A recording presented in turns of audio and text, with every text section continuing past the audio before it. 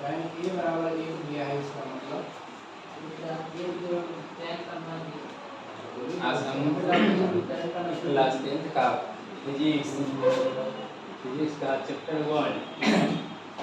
1 पढ़ाएंगे और इसमें हम यह बताएंगे कि पहले तो जानना यह जरूरी है कि इस चैप्टर में पढ़ना क्या क्या है। किसी भी चैप्टर को पढ़ने के लिए सबसे बेसिकली यही जानना जरूरी होता है कि उसके अंदर क्या क्या पढ़ना है और क्या नहीं पढ़ना है। तो सबसे पहले इस चैप्टर का नाम है आपका प्रकाश का परावर्तन। क्या? प्रकाश का परावर्तन। प्रकाश का परावर्तन, प्रकाश का परावर्तन चैप्टर का नाम है। इसमें पढ़ना क्या क्या है तो देखिए, इसमें पढ़ना पहले प्रकाश होता है क्या है, प्रकाश स्रोत क्या होता है, प्रदीप्त वस्तु, अदीप्त वस्तु किसे कहते हैं, प्रतिबिंब किसे कहते हैं, इसके बाद किरण पुंज किसे कहते हैं, पारदर्शी वस्तु किसे कहते हैं, अपारदर्शी वस्तु किसे कहते हैं, इसके बाद पारभासी वस्तु किसे कहते हैं, प्रतिबिंब क्या होता है, प्रतिबिंब कितने प्रकार के बनते हैं। इसके बाद हम जानेंगे कि प्रकाश के परावर्तन के नियम क्या होते हैं। इतने चीज जानेंगे। इसके आगे भी है प्रकाश के परावर्तन के नियम है। इसके बाद इसमें आपको आ जाएगा कि बहुत सारा चीज इसमें आता है, पढ़ना इसमें जरूरी है। गोलीय दर्पण आ जाएगा, गोलीय दर्पण कितने प्रकार के होते हैं, उसका यूज क्या है, उसका प्रतिबिंब कैसा बनेगा, इस सब की चर्चा हम करेंगे। अगर पूरी वीडियो में पूरे क्लास का दो वीडियो में लगभग हम खत्म करने की कोशिश करेंगे। ठीक है, पहला जानते हैं प्रकाश क्या होता है। तो कॉपी कलम लेकर और लिखना स्टार्ट कीजिए, अन्यथा ऐसे समझ में और लिखना अगर स्टार्ट करेंगे, हम अगर लिखते रहेंगे बोर्ड पे तो आपको समझने में क्या वीडियो लंबी हो जाएगा। और क्लास 10th के एग्जाम का बहुत समय नजदीक है, इसलिए हम बोलेंगे कॉपी कलम लेकर लिखना स्टार्ट कीजिए। ठीक है, क्योंकि समय कम है और उसी के हिसाब से हम सोचेंगे कि जल्दी खत्म हो, इसके हिसाब से आप लोगों के लिए मेहनत करते हैं। अगर 1K मेरा वीडियो बन रहा है, 1K सब्सक्राइबर पूरी जा रहा है, तो इसके बाद हम YouTube पे लाइव लेकर आएंगे और उसमें भी इम्पोर्टेंट ऑब्जेक्टिव आपको 50 नंबर का ऑब्जेक्टिव कंप्लीट हम कराएंगे। और साइंस हो, सोशल साइंस हो, हिंदी हो, संस्कृत हो, सब में लेकर आएंगे और ये 50 नंबर छूटेगा नहीं आपका। तो सबसे पहले हम जानते हैं प्रकाश क्या होता है। देखिए, प्रकाश वह भौतिक कारक है। क्या? प्रकाश वह भौतिक कारक है जिसके माध्यम से किसी वस्तु को हम देखते हैं। प्रकाश एक प्रकार की क्या है, ऊर्जा है, जिसके माध्यम से हम किसी वस्तु को देखते हैं। जैसे ये मार्कर देखिए, इस पे प्रकाश, इस पे जब तक प्रकाश जाएगा नहीं, इस पे जब तक लाइट जाएगा नहीं, तब तक हम इस वस्तु को नहीं देख सकते हैं। मानिए यहाँ से प्रकाश रोक देंगे, यह आपको नहीं दिखाई देगा। तो प्रकाश क्या है? प्रकाश वह भौतिक कारक है, प्रकाश वह ऊर्जा है जिसके कारण हम किसी भी वस्तु को देखते हैं या देखने की अनुभूति मिलता है, उसे हम लोग प्रकाश कहेंगे। प्रकाश स्रोत होता क्या है? अर्थात जिस वस्तु से प्रकाश निकलती है, जिस वस्तु से प्रकाश निकलती है उसे प्रकाश स्रोत कहते हैं। जैसे मोमबत्ती ले लीजिए, मोमबत्ती ले लीजिए, मोमबत्ती देखिए, मोमबत्ती जलता हुआ मोमबत्ती प्रकाश स्रोत का उदाहरण होगा। बुझा हुआ मोमबत्ती प्रकाश स्रोत का उदाहरण नहीं होगा, क्योंकि वह प्रकाश को उत्सर्जित नहीं करेगा।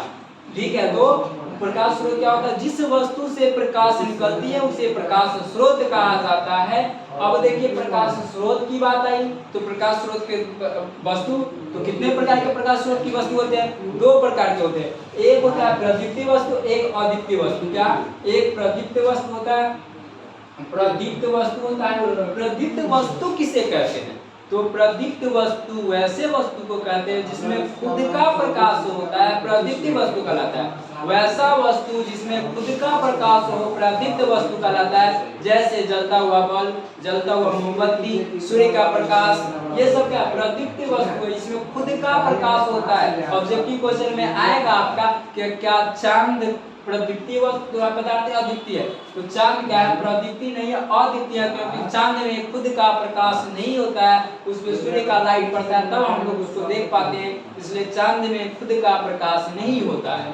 ठीक है, अद्वितीय वस्तु कहते हैं वैसा वस्तु जिसमें खुद का प्रकाश नहीं होता है, दूसरे के प्रकाश से प्रकाशित होगा। वैसा वस्तु जिसमें खुद का प्रकाश नहीं होता है, उस दूसरे के प्रकाश से प्रकाशित होता है, उसे अद्वितीय वस्तु कहते हैं। जैसे मिट्टी, दीवार, कलम, कॉपी, ये सब क्या है? खुद का प्रकाश इसमें नहीं है, दूसरे के प्रकाश से प्रकाशित होता है, दूसरे के प्रकाशों से चमकता है, इसलिए इसे अदीप्य वस्तु कहते हैं या अप्रदीप्ति वस्तु कहते हैं। क्वेश्चन इसमें आता है प्रदीप्त और अप्रदीप्त वस्तु में उदाहरण लिखिए या प्रदीप्त और अप्रदीप्त वस्तु में अंतर स्पष्ट कीजिए। तो ये लिखना है कि प्रदीप्ति वस्तु में क्या होता है? खुद का प्रकाश होता है, अदीप्त प्रदीप्ति वस्तु में खुद का प्रकाश नहीं होता है, ये दूसरे के प्रकाश या खुद के प्रकाश से प्रकाशित होता है, अद्वितीय वस्तु दूसरे के प्रकाश से प्रकाशित होता है। इसका उदाहरण लिख देंगे, इसका उदाहरण लिख देंगे, इसका अंतर हो जाएगा। अंतर जब भी किसी प्रश्न में लिखना होगा, दो बॉक्स आप बना लीजिएगा, एक साइड एक वस्तु कोई साइड एक कोई साइड,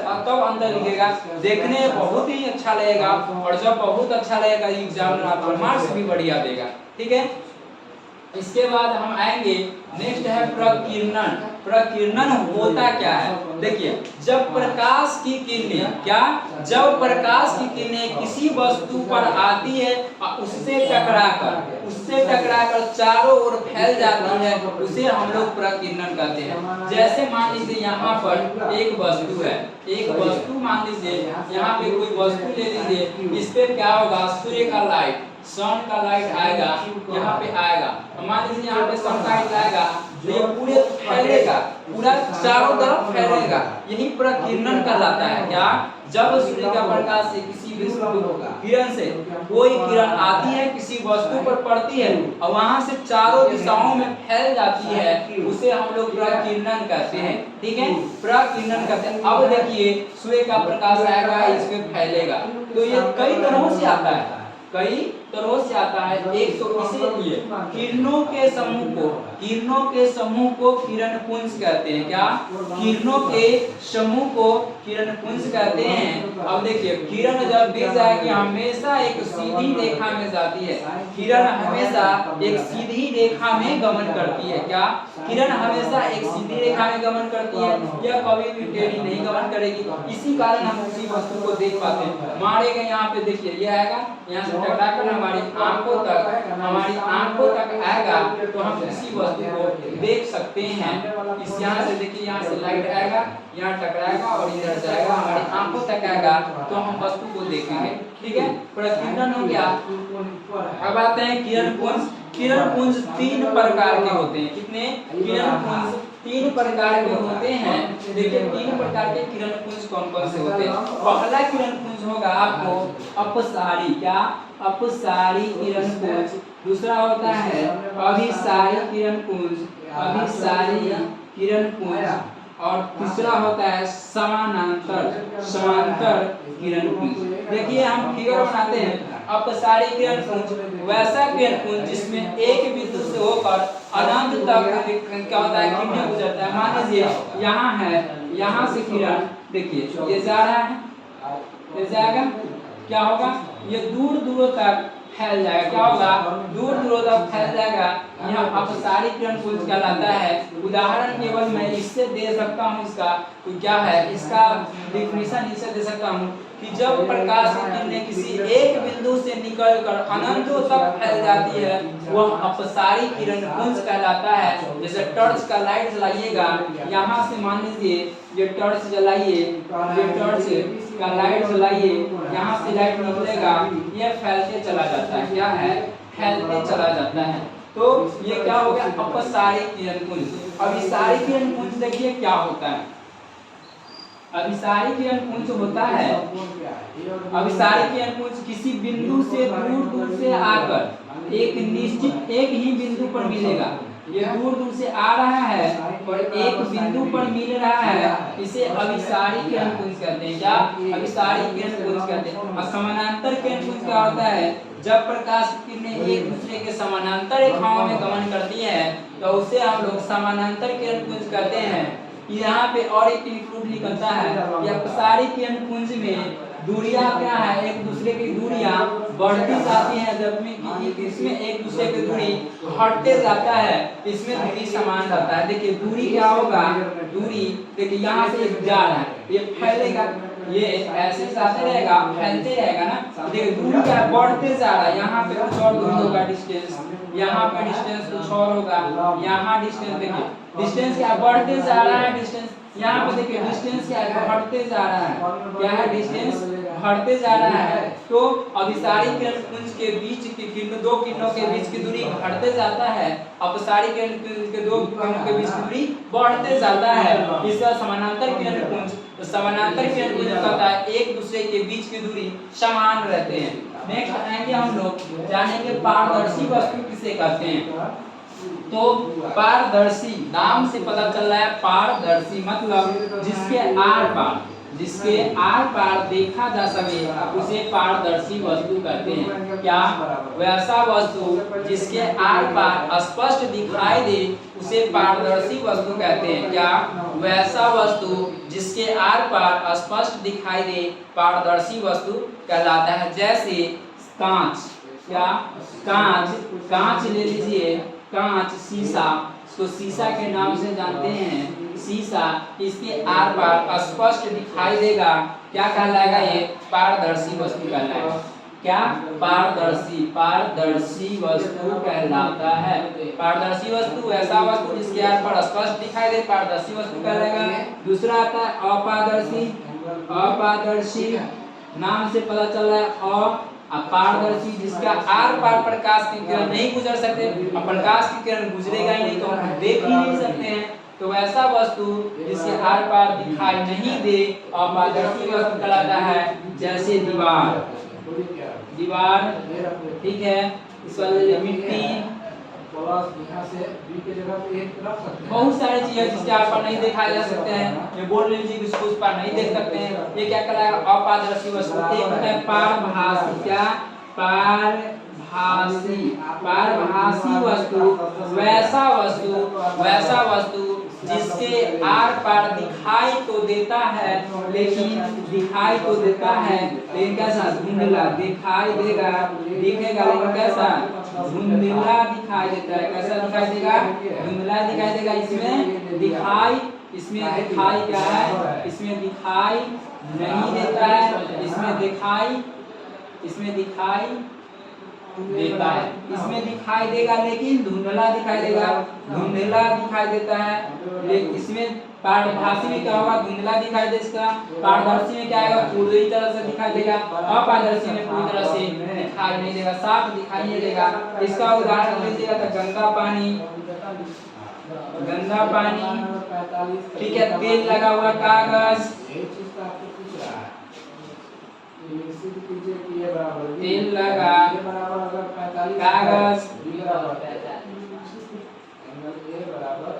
तेल लगा कागज, ठीक है, ये सब इसका उदाहरण है। पारदर्शी, अपारदर्शी, इसके बीच भी अंतर पूछता है कि पारदर्शी, अपारदर्शी और पारभासी में क्या अंतर है। इसके बाद आपको किरण पुंज पूछेगा, समांतर किरण पुंज, अपसारी किरण पुंज, अभिसारी किरण पुंज में अंतर क्या है। तो जो डिफिनीशन दिए उसको लिख देना है, अलग अलग बॉक्स बना के, पारदर्शी का एक बॉक्स, एक अपारदर्शी का और एक पारभासी का बॉक्स बनाएंगे, उसमें लिख देंगे।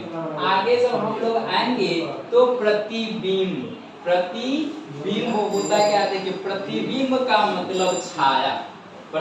मतलब छाया, फोटो, इमेज, ठीक है। देखिए क्या होता है,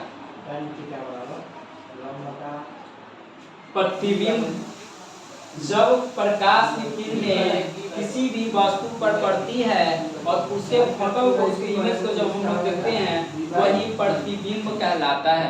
प्रतिबिंब जब किसी प्रकाश की किरणें किसी वस्तु पर पड़ के उसकी इमेज को जब हम लोग देखते हैं, वह प्रतिबिंब कहलाता है। प्रतिबिंब कितने प्रकार के होते हैं, तो प्रतिबिंब दो प्रकार के होते हैं। एक होता है वास्तविक और दूसरा होता है आभासी।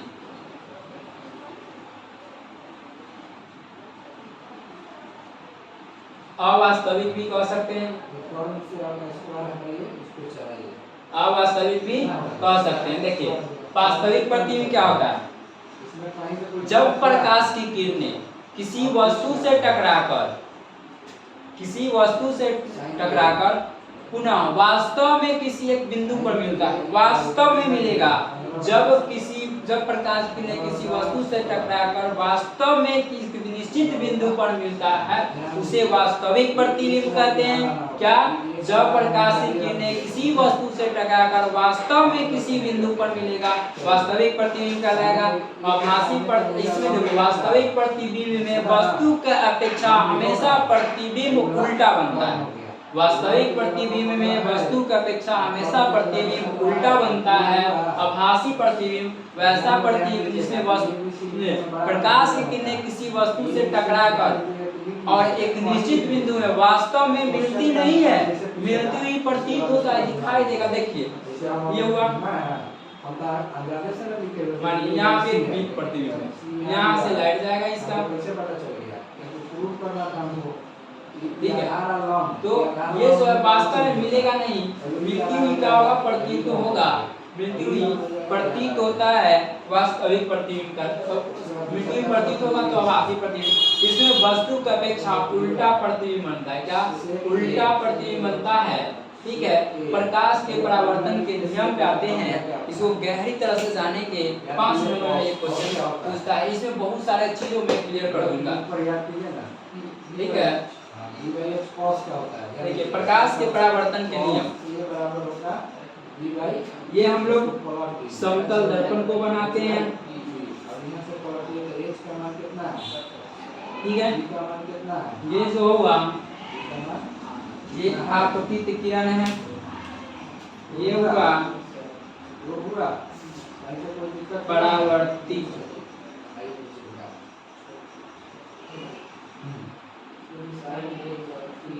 कुछ आइडिया आपके दिमाग में चल थोड़ा अच्छे नंबर ये आपतित है, ठीक है। यहाँ पे क्या है? इसको पहचानिए, ये है अभिलंब, ये क्या है? आपतन बिंदु,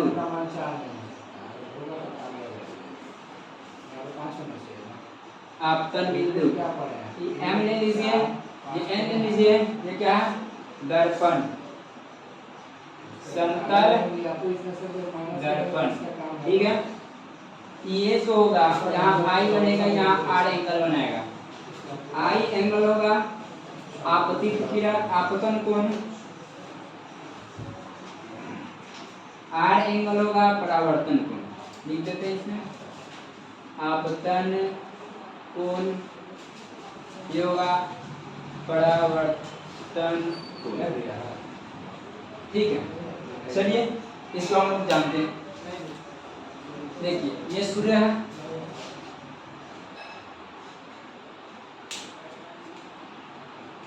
देखिए जब यहाँ से प्रकाश आएगा इस पे टकराएगा, और जब ही टकराएगा ये वापस चला जाएगा, वापस चला जाएगा।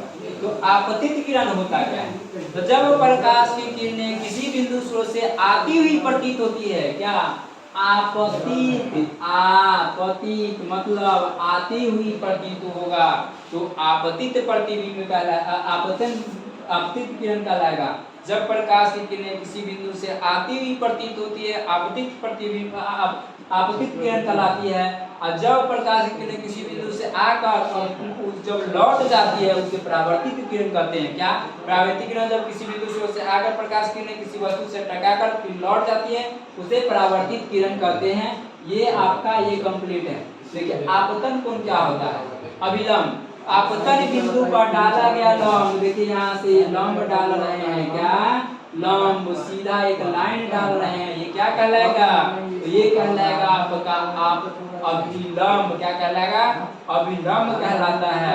आपतन बिंदु क्या होता है? जब प्रकाश किरणें आपतित किरण और परावर्तित किरण जहाँ पर टकराती है वह इसी को हम लोग क्या बोलते हैं? आपतन बिंदु बोलते हैं। क्या? आपतन बिंदु बोलते हैं। आपतन कोण क्या होता है? सो देखिए आपतित अभिलंब और आपतित किरण के बीच का कोण आपतन कोण कहलाता है। देखिए अभिलंब है, आपतित किरण है, इसी बीच में ये कोण बना रहा है आई, यही क्या कहलाएगा? आपतन कोण कहलाएगा। तो आपतित किरण और अभिलंब के बीच का कोण आपतन कोण कहलाता है। और परावर्तन कोण अभिलंब और परावर्तित किरण के बीच का कोण परावर्तन कोण कहलाएगा। आपतन कोण को I से डिनोट करते हैं, परावर्तन कोण को R से डिनोट करते हैं। परावर्तन कोण को R से डिनोट करते हैं। अब देखिए नियम ये तो पूरा डिफिनेशन बताएं। आपतित किरण बता दिए, परावर्तित किरण बता दिए, आपतन कोण बता दिए, परावर्तन कोण बता दिए, परावर्तित किरण बता दिए, आपतित किरण बता दिए, अभिलंब बता दिए। अब यहाँ से क्वेश्चन पूछता है प्रकाश के परावर्तन के नियम क्या है। तो प्रकाश के परावर्तन के दो नियम है। क्या? दो ठो नियम है। फर्स्ट नियम क्या है? तो आपतित किरण, परावर्तित किरण और अभिलंब। क्या? आपतित किरण, आपतित किरण, परावर्तित परावर्तित किरण और अभिलंब तीनों क्या होगा? एक ही बिंदु पर होगा। क्या होगा? एक ही बिंदु पर। देखिए आपतित किरण है इसी जगह है, परावर्तित किरण है इसी जगह है, और ये अभिलंब है इसी जगह, एक ही बिंदु पर है, इसलिए इसको कहते हैं आपतित किरण, परावर्तित किरण, अभिलंब तीनों एक ही बिंदु पर स्थित होते हैं। ठीक है। दूसरा इसका नियम आता है कि आपतन कोण, क्या? आपतन कोण I और परावर्तन कोण R दोनों क्या होता है? एक दूसरे के बराबर होते हैं। क्या होते हैं? एक दूसरे के बराबर होते हैं। 7I बराबर R यही प्रकाश के परावर्तन का नियम है। कई बार एग्जाम में क्वेश्चन पूछा हुआ है, तो इसे ध्यान में रखिए। जब नेक्स्ट में हम आएंगे तो उसमें बताएंगे आपको, उसमें बताएंगे गोलीय दर्पण क्या होता है, गोलीय दर्पण में क्या क्या होता है, तो गोलीय दर्पण की कैसे बनता है, कैसे काटा जाता है, उसमें ध्रुव क्या होता है, फोकस ध्रुव क्या होता है, त्रिज्या क्या होता है, वक्रता त्रिज्या क्या होता है, इस सब के बारे में जानेंगे हम लोग। परावर्तन सतह कोण होता है, इस टोटल के बारे में जानेंगे। प्रतिबिंब कैसा बनाएगा, तो नेक्स्ट वीडियो आएंगे आप लोग इसके बाद हम कौन के सब्सक्राइबर जब पूछ जाता है मेरा, तो लाइव वीडियो आएंगे और लाइव में पूरा ऑब्जेक्टिव डिस्कशन करेंगे। थैंक यू, धन्यवाद। ठीक है।